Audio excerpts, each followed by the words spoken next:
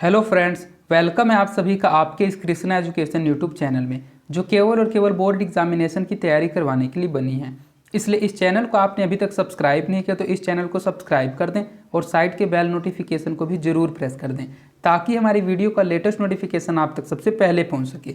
आज मैं आपको आपके मैट्रिक बोर्ड परीक्षा 2024 की तैयारी के लिए कक्षा 10 हिंदी गोधूली भाग 2 का 8वां पार्ट जित जित मैं निरखत हूँ, जिनके लेखक पंडित बिरजू महाराज जी हैं, इसका ऑब्जेक्टिव क्वेश्चंस करवाने वाला हूँ। अर्थात आज मैं आपको जित जित मैं निरखत हूँ पाठ का वस्तुनिष्ठ प्रश्न उत्तर पढ़ाने वाला हूँ। और अगर आपने इस पाठ को नहीं पढ़ रखा है तो मैंने इस पूरे पाठ को बिल्कुल अच्छे से एक्सप्लेन करके पढ़ा रखा है। आप डिस्क्रिप्शन में दिए गए लिंक से प्लेलिस्ट में जाकर इस पाठ के व्याख्या के वीडियो को भी देख सकते हैं। और यहाँ सभी विषयों का PDF बिल्कुल फ्री दिया जाता है। तो इस फ्री PDF को प्राप्त करने के लिए आप हमारे टेलीग्राम चैनल को ज्वाइन कर लीजिए। टेलीग्राम चैनल का लिंक डिस्क्रिप्शन में भी दिया हुआ है और आप टेलीग्राम एप्लीकेशन में कृष्णा एजुकेशन को सर्च करके भी ज्वाइन हो सकते हैं। तो चलिए बिना किसी देरी के इस क्लास को स्टार्ट करते हैं। इसमें हमारा पहला क्वेश्चन है, पंडित बिरजू महाराज किस कला से संबंधित है। ये जो पंडित बिरजू महाराज है वे इस पाठ के लेखक हैं जित जित मैं निरखत हूँ। तो पूछा यह जा रहा है कि जो पंडित बिरजू महाराज थे वे किस कला से संबंधित रखते हैं, किस कला से उनका संबंध था, नाट्य कला से, नृत्य कला से, संगीत कला से या फिर चित्रकला से। तो जो पंडित बिरजू महाराज थे वे एक नृत्यकार थे, अर्थात उनका जो संबंध था वह नृत्य कला से था। तो इसका सही आंसर ऑप्शन नंबर बी हो जाएगा। पंडित बिरजू महाराज किस कला से संबंधित है, तो पंडित बिरजू महाराज नृत्य कला से संबंधित है। बिरजू महाराज किस घराने से आते हैं। बिरजू महाराज से तात्पर्य वही है पंडित बिरजू महाराज। तो ये जो बिरजू महाराज थे ये किस घराने से आते हैं, लखनऊ घराने से, दरभंगा घराने से, जयपुर घराने से या फिर कानपुर घराने से। तो जो बिरजू महाराज थे वे लखनऊ घरानों से आते हैं क्योंकि वे उन्हीं के वंशज थे। तो इसका सही आंसर ऑप्शन नंबर ए हो जाएगा, बिरजू महाराज लखनऊ घराने से आते हैं। जित जित मैं निरखत हूँ ये जो पाठ है ये किस प्रकार की रचना है, किस विधा की रचना है। एक व्यक्ति चित्र है, एक निबंध है, आत्मकथा या फिर साक्षात्कार है। तो हमने बताया था आपको इस टाइप का क्वेश्चन 101% हर बार बोर्ड एग्जाम में पूछा जाता है और इस बार भी पूछा जाएगा। कि कोई भी चैप्टर हो, जैसे कि विष के दांत आपने पाठ पढ़ लिया और अगर आपने इसके अलावा किसी अन्य चैप्टर की व्याख्या की वीडियो को नहीं देखा तो आप उन वीडियो को भी देख लीजिए। तो जैसे कि विष के दांत पाठ था वो एक कहानी था। जैसे कि नाखून क्यों बढ़ते हैं वह किस प्रकार का रचना थी, तो वह एक निबंध थी। परंपरा का मूल्यांकन क्या है, तो यह एक निबंध है। तो उसी प्रकार जो जित जित मैं निरखत हूँ ये पाठ एक साक्षात्कार है। तो इसका सही आंसर ऑप्शन नंबर डी हो जाएगा, साक्षात्कार। तो कौन सा पाठ किस विधा की रचना है, अर्थात वह किस विधा है, व्यक्ति चित्र है, निबंध है, आत्मकथा है, साक्षात्कार है, कहानी है, इस चीज़ को आप अच्छे से याद रखिएगा। वह पाठ है वह किस विधा की रचना है। तो ये जो जित जित मैं निरखत हूँ ये विधा है एक साक्षात्कार। तो इसका सही आंसर ऑप्शन नंबर डी हो जाएगा, साक्षात्कार। बिरजू महाराज के बाबूजी हनुमान जी को प्रसाद क्यों मांगे थे, प्रसाद क्यों चढ़ाए थे। यहाँ थोड़ा टाइपिंग मिस्टेक है। जो बिरजू महाराज थे उनके बाबूजी हनुमान जी को प्रसाद क्यों चढ़ाते थे, नौकरी मिलने हेतु, नौकरी छूटने हेतु, नृत्य में सफलता हेतु या फिर बालक के स्वास्थ्य हेतु। तो पाठ में मैंने बिल्कुल ही अच्छे से आपको एक्सप्लेन कर दिया था कि जो बिरजू महाराज के बाबूजी थे जब वे नवाब साहब के यहाँ नृत्य कला का नृत्य करते थे तब वे वहाँ नृत्य करते करते बहुत अधिक थक गए थे और वह वहाँ से नौकरी छोड़ना चाहते थे। इसलिए वे हनुमान जी के पास प्रसाद चढ़ाया करते थे कि मेरी वहाँ से नौकरी छूट जाए। तो इसका सही आंसर ऑप्शन नंबर बी हो जाएगा, बिरजू महाराज के बाबूजी हनुमान जी को नौकरी छूटने हेतु प्रसाद चढ़ाते थे। बिरजू महाराज का जन्म हुआ था, जो बिरजू महाराज थे पंडित बिरजू महाराज उनका जन्म किस दिन हुआ था, शुक्रवार बसंत पंचमी के दिन, शुक्रवार बसंत पंचमी के एक दिन पहले या फिर शुक्रवार बसंत पंचमी के एक दिन बाद या फिर शुक्रवार बसंत पंचमी के 2 दिन बाद। तो बिरजू महाराज का जन्म हुआ था शुक्रवार बसंत पंचमी के एक दिन पहले। तो इसका सही आंसर ऑप्शन नंबर बी हो जाएगा, शुक्रवार बसंत पंचमी के एक दिन पहले। इस टाइप के क्वेश्चन को अगर आपको बिल्कुल ही कन्फर्म तरीके से याद करना है कि आप कभी मत भूलें तो इस पाठ के व्याख्या के वीडियो को एक बार जरूर देख लीजिएगा। इस पाठ को मैंने बिल्कुल ही अच्छे से पढ़ा रखा है और इस ऑब्जेक्टिव क्वेश्चन के वीडियो को देखने के बाद आप इस व्याख्या के वीडियो को देख लीजिएगा। अगर आप उस वीडियो को देख लेते हैं तो आप इन सभी के सभी ऑब्जेक्टिव और सब्जेक्टिव क्वेश्चन को बिल्कुल ही आसानी से बना दीजिएगा। वैसे आप इस वीडियो में लास्ट तक बनी हुई रही, मेरी यही कोशिश रहेगी कि इस वीडियो में ही हम आपको जितने ऑब्जेक्टिव क्वेश्चंस करवाएंगे सभी के सभी क्वेश्चंस आपको याद हो जाएं। इसलिए माइंड कंसंट्रेट करके आप मेरी बातों को सिर्फ सुनते हुए चलिए। तो इसके बाद हमारा नेक्स्ट क्वेश्चन है, कितने वर्ष की उम्र में बिरजू महाराज नवाब साहब को पसंद आ गए थे, 4 साल की उम्र में, 5 साल, 6 साल या फिर 7 साल।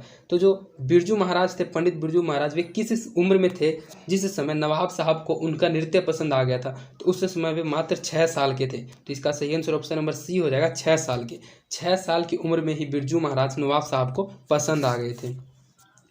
दिल्ली में हिंदुस्तानी डांस म्यूजिक स्कूल किनका था। जो दिल्ली में हिंदुस्तानी डांस म्यूजिक अकादमी जो स्कूल था वह किनका था, निर्मला जी का, विमाला जी का, श्यामा जी का या फिर प्रतिभा जी का? तो जो दिल्ली में हिंदुस्तानी डांस म्यूजिक स्कूल था वह निर्मला जी का स्कूल था। तो इसका सही आंसर ऑप्शन नंबर ए हो जाएगा, निर्मला जी का। बाबूजी की मृत्यु के समय बिरजू महाराज जी की उम्र क्या थी? अर्थात जो पंडित बिरजू महाराज हैं उनके पिता की जब मृत्यु हुई थी तो उनके पिता की मृत्यु के समय उनकी उम्र कितनी थी? 9 साल के वे थे, 10 साल के थे, 6 साल के थे या फिर 9.5 साल के थे? तो जब उनके पिता की मृत्यु हुई थी तो उस समय बिरजू महाराज मात्र 9.5 साल के थे। तो इसका सही आंसर ऑप्शन नंबर डी हो जाएगा, 9.5 साल का। बिरजू महाराज की शादी कितने वर्ष की उम्र में हुई थी? 18 साल में, 19 साल में, 20 साल में या फिर 21 साल में? तो जो बिरजू महाराज इस पाठ के लेखक हैं उनकी शादी हुई थी 18 वर्ष की उम्र में, 18 साल में। तो इसका सही आंसर ऑप्शन नंबर ए हो जाएगा, बिरजू महाराज की शादी 18 साल की उम्र में हुई थी। बाबूजी के साथ बिरजू महाराज का आखिरी प्रोग्राम कहाँ था? मैनपुरी में, इंद्रपुरी में, देवपुरी में या फिर जनकपुरी में? तो जो बाबूजी के साथ बिरजू महाराज का अपने पिता के साथ आखिरी प्रोग्राम मैनपुरी में था और उस प्रोग्राम के बाद ही उनके पिता की मृत्यु हो गई थी जिस समय वे 9.5 साल के थे। तो इसका सही आंसर ऑप्शन नंबर ए हो जाएगा, मैनपुरी में। बाबूजी के साथ बिरजू महाराज का आखिरी प्रोग्राम मैनपुरी में था। आखिरी प्रोग्राम के समय बिरजू महाराज के बाबूजी कितने साल के थे? 53 साल के, 54 साल के, 55 साल के या फिर 56 साल के? तो जब आखिरी प्रोग्राम मैनपुरी में हो रहा था तो उस समय पंडित बिरजू महाराज के पिताजी की उम्र मात्र 54 साल थी। 54 साल में उनकी मृत्यु हो गई थी क्योंकि उनको शुगर हो गया था और उनको अन्य भी बीमारियां थी। तो इसका सही आंसर ऑप्शन नंबर बी हो जाएगा, 54 साल। और वे अपने कष्टों को, अपनी बीमारियों को किसी अन्य व्यक्ति को ना बताते थे, छुपा कर रखते थे, जिस कारण उनकी मृत्यु हुई थी। तो इसका सही आंसर ऑप्शन नंबर बी हो जाएगा, उस समय वे 54 साल के थे। बिरजू महाराज किसके पर्यायवाची बन गए हैं? राजस्थानी नृत्य के, शास्त्रीय संगीत के, कथक के या फिर भांगड़ा के? तो इसको मैंने पढ़ाया था पाठ के फर्स्ट पैराग्राफ में। आपने पढ़ा था कि जो पंडित बिरजू महाराज हैं वे कथक के पर्यायवाची बन गए अपनी अथक सफलता के कारण और प्रयास के कारण। तो इसका सही आंसर ऑप्शन नंबर सी हो जाएगा, कथक। बिरजू महाराज कथक के पर्यायवाची बन गए हैं। बिरजू महाराज को तालीम किनसे मिली थी? माताजी से, पिताजी से, पड़ोसी से या फिर मित्र से? तो सबसे पहले आप समझिए तालीम क्या होता है। तालीम कहा जाता है शिक्षा को, शिक्षा कहा जाता है जो सिखाया जाता है। तो बिरजू महाराज को, जो पंडित बिरजू महाराज एक नृत्यकार थे, जैसा कि आपने फर्स्ट क्वेश्चन में पढ़ लिया, तो बिरजू महाराज को जो नृत्य सिखाया गया था वह किसने सिखाया था? उनको नृत्य की तालीम किसने दी थी? तो उनके गुरु उनके पिताजी ही थे, अर्थात उनके पिताजी से ही उनको तालीम मिली थी। तो इसका सही आंसर ऑप्शन नंबर बी हो जाएगा, पिताजी से। बिरजू महाराज को तालीम पिताजी से मिली थी। रश्मि वाजपेयी संपादक है नटरंग पत्रिका की, रंगकर्म पत्रिका की, नटराज पत्रिका की या फिर रंगमंच पत्रिका की? तो रश्मि वाजपेयी, सबसे पहले हम आपको इसके बारे में एक बात बताते हैं। रश्मि वाजपेयी पंडित बिरजू महाराज की एक शिष्या थी और नृत्यांगना भी थी, और यह एक पत्रिका की संपादक भी की थी। तो उस पत्रिका का नाम है नटरंग पत्रिका की। तो आप अच्छे से याद रखिएगा, जो रश्मि वाजपेयी थी वह एक लड़की थी और वो पंडित बिरजू महाराज की शिष्या थी, अर्थात उनकी एक स्टूडेंट थी, और वह संपादक है नटरंग पत्रिका की। तो इसका सही आंसर ऑप्शन नंबर ए हो जाएगा, नटरंग पत्रिका की। बिरजू महाराज ने गंडा बांधने पर बाबूजी को गुरु दक्षिणा के रूप में कितनी राशि अर्पित की थी? अर्थात बिरजू महाराज को जब उनके पिताजी ने गंडा बांधा था तो उसने गुरु दक्षिणा के रूप में कितने रुपये अपने पिता को दिए थे, अर्पित किए थे? 200 रुपये, 300 रुपये, 400 रुपये या फिर 500 रुपये? तो सबसे पहले आपको ये समझ नहीं आ रहा होगा कि गंडा किसे कहा जाता है। तो पाठ में भी हमने आपको बताया था, एक बार फिर से एक्सप्लेन कर देते हैं। गंडा कहा जाता है जैसे हाथ या गले में किसी प्रकार का कोई रस्सी बांधा जाता है मंत्र वगैरह पढ़कर, जैसे कि जंतर मंत्र हम लोगों के लैंग्वेज में कहा जाता है। तो ये जो मंत्र पढ़कर सफलता के लिए कामना की जाती है और बांधा जाता है हाथ में या फिर गले में कोई रस्सी वगैरह, तो उसी को गंडा कहा जाता है। तो जो बिरजू महाराज थे उनको उनके पिताजी ने गंडा बांधा था, अर्थात सफलता के लिए उनके हाथ में या गले में कोई रस्सी बांधी होगी मंत्र वगैरह पढ़कर। तो जब वो बांधा गया था तो बाबूजी को उन्होंने गुरु दक्षिणा में कितने रुपये दिए थे? अर्थात कोई जब गंडा बांधता है, जब कोई जैसे आप कोई मोरी धागा बांधता है पंडित मंत्र वगैरह पढ़कर, तो आपको उनको दक्षिणा देना पड़ता है। तो बिरजू महाराज ने भी गंडा बांधने पर बाबूजी को दक्षिणा के रूप में 500 रुपये अर्पित किए थे। उस समय उनको 2 प्रोग्राम मिले थे और उन 2 प्रोग्रामों में ही उन्होंने 500 रुपये कमाए थे। तो इसका सही आंसर ऑप्शन नंबर डी हो जाएगा, 500 रुपये। बिरजू महाराज की शिष्या है रेशमी वाजपेयी, रश्मि वाजपेयी, रश्मा वाजपेयी या फिर कल्पना वाजपेयी? तो जस्ट पहले इस क्वेश्चन को मैंने एक्सप्लेन कर दिया। अगर आप ध्यान से इस वीडियो को देख रहे हैं तो आपको इस क्वेश्चन का आंसर जरूर पता होगा कि जो बिरजू महाराज की शिष्या है वह कौन है। तो बिरजू महाराज की जो शिष्या है वह रश्मि वाजपेयी है। इससे पहले ही आपने क्वेश्चन में पढ़ लिया है। तो इसका सही आंसर ऑप्शन नंबर बी हो जाएगा, रश्मि वाजपेयी। बहुत बुक में कल्पना वाजपेयी दिया हुआ रहता है गैस पेपर वगैरह में, जो कि बिल्कुल ही गलत है। हमने आपको बता दिया है बिरजू महाराज की शिष्या का नाम था रश्मि वाजपेयी और उन्होंने ही नटरंग पत्रिका का संपादन किया था। तो इसका सही आंसर ऑप्शन नंबर बी हो जाएगा, बिरजू महाराज की शिष्या है रश्मि वाजपेयी।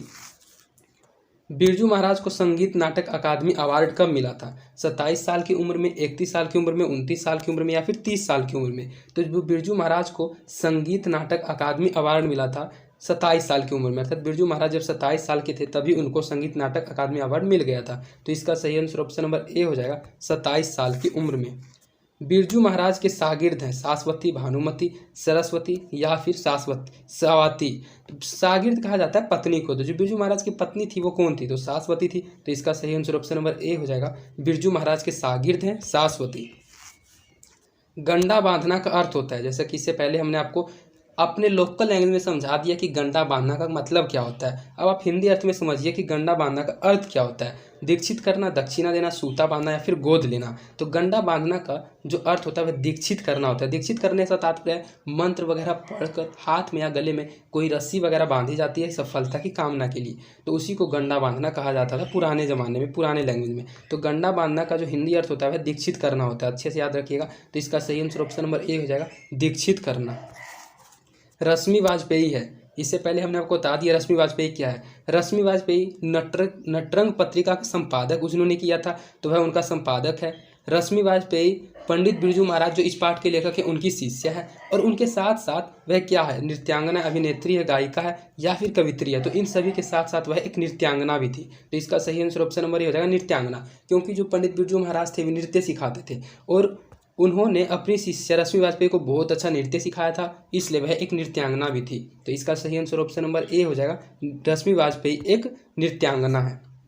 शंभू महाराज बिरजू महाराज के कौन थे? मौसा थे, भाई थे, पिता थे या फिर चाचा थे? तो जो शंभू महाराज थे वे बिरजू महाराज के चाचा थे, अर्थात उनके पिता के भाई थे। तो इसका सही आंसर ऑप्शन नंबर डी हो जाएगा, चाचा। इन सभी को मैंने पाठ में बिल्कुल अच्छे से एक्सप्लेन कर दिया था कि जो शंभू महाराज में बिरजू महाराज के एक चाचा थे। पंडित बिरजू महाराज हैं, पंडित बिरजू महाराज जो इस पाठ के लेखक हैं वे क्या हैं? एक गायक है, एक लेखक है, एक नर्तक है या फिर एक कहानीकार हैं? तो जो पंडित बिरजू महाराज हैं वे एक नर्तक थे, अर्थात नृत्य करते थे। तो इसका सही आंसर ऑप्शन नंबर सी हो जाएगा, पंडित बिरजू महाराज एक नर्तक हैं। नटरंग पत्रिका का संबंध है नाटक से, रंगकर्म से, कहानी से या फिर खेल जगत से? तो जो नटरंग पत्रिका का संबंध है वह रंगकर्म से है। तो इसका सही आंसर ऑप्शन नंबर बी हो जाएगा, रंगकर्म से। बिरजू महाराज का साक्षात्कार किसने लिया था? जो बिरजू महाराज ने अपना साक्षात्कार दिया, अर्थात अपने बारे में इस पाठ में सब कुछ बताया है, तो उनके बारे में जो साक्षात्कार कहा जाता है एक तरह से इंटरव्यू को भी। तो ये जो इंटरव्यू जो साक्षात्कार लिया गया था वह बिरजू महाराज से किसने लिया था? अर्चना ने, शाश्वती ने, दीपा ने या फिर रश्मि वाजपेयी ने? तो इस पाठ में आपने पढ़ा कि बिरजू महाराज और रश्मि वाजपेयी उनकी शिष्या के बीच बातचीत होता है और उसी बातचीत में बिरजू महाराज के साक्षात्कार का पूरा रूप आ जाता है, अर्थात उनके पूरे जीवन के बारे में हम लोगों को पता चल जाता है। तो उनका जो साक्षात्कार लिया था वह रश्मि वाजपेयी ने लिया था बातचीत के माध्यम से। तो इसका सही आंसर ऑप्शन नंबर डी हो जाएगा, रश्मि वाजपेयी ने उनका साक्षात्कार लिया था। पंडित बिरजू महाराज किस लड़के को डांस सिखाते थे? राधे श्याम बागला को, गौरी शंकर बागला को, सीताराम बागला को या फिर राधा मोहन बागला को? तो जो पंडित बिरजू महाराज थे उनका एक स्टूडेंट था, उस स्टूडेंट का नाम था सीताराम बागला को, और वे उनको डांस सिखाते थे।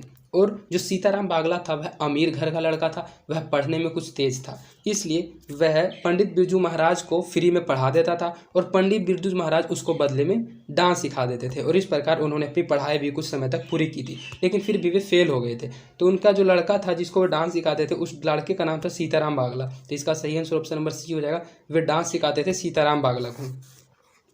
इनमें कौन पंडित बिरजू महाराज की शिष्या नहीं थी? शाश्वती, अनुराधा, दुर्गा या फिर रश्मि वाजपेयी? तो जो पंडित बिरजू महाराज की शिष्या नहीं थी वह थी अनुराधा। अनुराधा के अलावा शाश्वती, दुर्गा और रश्मि वाजपेयी ये तीनों की तीनों उनकी शिष्या थी। तो इसका सही आंसर ऑप्शन नंबर बी हो जाएगा, अनुराधा उनकी स्टूडेंट नहीं थी। पंडित बिरजू महाराज का जन्म कहाँ हुआ था? इलाहाबाद में, लखनऊ में, कानपुर में? ये कानपुर होना चाहिए था, कानपुर, ये थोड़ा टाइपिंग मिस्टेक है, या फिर पटना में? तो जो पंडित बिरजू महाराज का जन्म हुआ था वो लखनऊ में हुआ था। तो इसका सही आंसर ऑप्शन नंबर बी हो जाएगा, पंडित बिरजू महाराज का जन्म लखनऊ में हुआ था। पंडित बिरजू महाराज की गुरुवाइन कौन थी? उनकी माँ, उनकी चाची, उनकी बहन या फिर उनकी मौसी? तो पंडित बिरजू महाराज की गुरुवाइन उनकी माँ थी, क्योंकि जब उनके पिता की मृत्यु हो गई थी तो उस समय जब वे रियाज किया करते थे, जब प्रैक्टिस किया करते थे, तो प्रैक्टिस के समय उनकी माता उनको बताती थी कि तुम सही कर रहे हो या फिर गलत कर रहे हो। तो इसका सही आंसर ऑप्शन नंबर ए हो जाएगा, पंडित बिरजू महाराज की गुरुवाइन उनकी माँ थी। बिरजू महाराज को संगीत नाटक अकादमी पुरस्कार कब प्राप्त हुआ था? 1965 ईस्वी में, 68 ईस्वी में, 70 में या फिर 1972 ईस्वी में? तो जो बिरजू महाराज को संगीत नाटक अकादमी पुरस्कार प्राप्त हुआ था वो 27 साल की उम्र में ही प्राप्त हो गया था, और उस समय जो ईस्वी चल रही थी वह 1965 चल रही थी। तो इसका सही आंसर ऑप्शन नंबर ए हो जाएगा, 1965 ईस्वी में ही बिरजू महाराज को संगीत नाटक अकादमी पुरस्कार प्राप्त हुआ था। पंडित बिरजू महाराज का जन्म कब हुआ था? 4 फरवरी 1938 में, 4 फरवरी 1938 में, ये जनवरी है, ये फरवरी है, ये मार्च है, ये अप्रैल है, सिर्फ ये मंथ का अंतर है, डिफरेंस है, और बाकी सब डेट सेम है। तो जो पंडित बिरजू महाराज का जन्म हुआ था वो फरवरी में हुआ था, फरवरी है ऑप्शन नंबर बी में। तो इसका सही आंसर ऑप्शन नंबर बी हो जाएगा, 4 फरवरी 1938 ईस्वी को पंडित बिरजू महाराज का जन्म लखनऊ में हुआ था। बिरजू महाराज की प्रारंभिक नृत्य शिक्षा किनसे प्राप्त हुई थी? यहाँ नृत्य लिखा हुआ है, थोड़ा बहुत टाइपिंग में मिस्टेक रहता है, हिंदी टाइपिंग करने में थोड़ा दिक्कत होता है।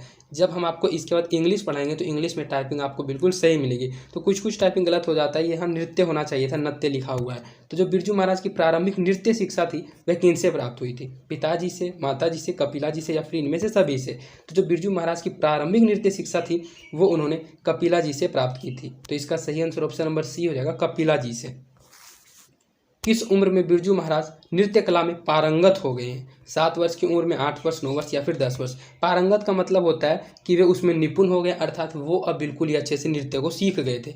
तो जब वे 8 वर्ष के थे तो 8 वर्ष की उम्र में ही बिरजू महाराज नृत्य कला में पारंगत हो गए थे। तो इसका सही आंसर ऑप्शन नंबर बी हो जाएगा, 8 वर्ष की उम्र में। बिरजू महाराज के जो पिता थे वे क्या थे?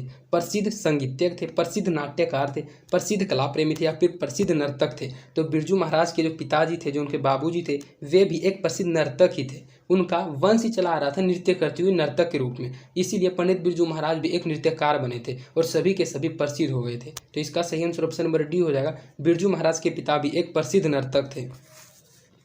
बिरजू महाराज की पहली शिष्या कौन थी?